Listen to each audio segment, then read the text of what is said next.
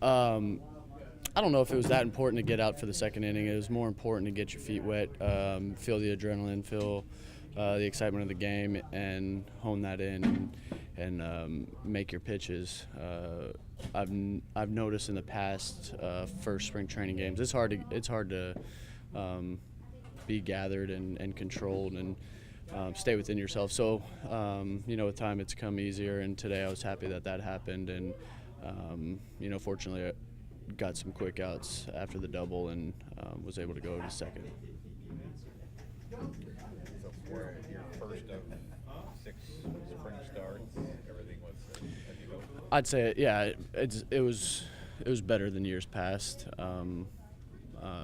You always feel great, you get so accustomed to throwing bullpens and being good at bullpens and being good at live VP that it takes a little bit of time to be comfortable in a game situation. And the first time through with all the guys, with Jake yesterday, and then Karn's leading us off to the rest of the guys going through, I think that's, and even Cash has said that we're not judging off of the first time out, and just because it does have that much of a effect on the way you are able to go about your business on the mound. So we're not really looking for that. We're looking to get our feet wet, and if we're able to stay within ourselves and have some good results, it's a bonus.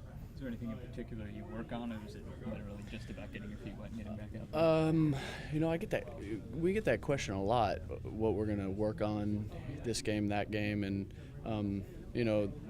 I think from the pitching side of things, I'm working on getting outs. I'm working on setting guys up and making sure the ball's moving well and getting feedback from my pitches. I'm just competing, really. But, with the guys on the base pass, I'm working on controlling the running game. That's been a flaw of mine in the past.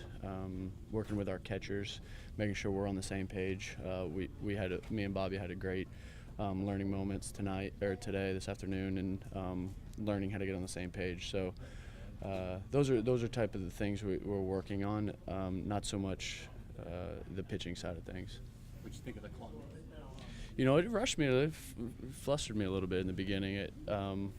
I take a little bit of time to get out there. I like to have a drink of water.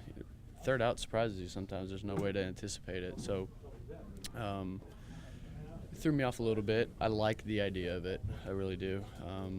Anything we can do to make this game broader and more acceptable and entertaining for fans, I'm all for.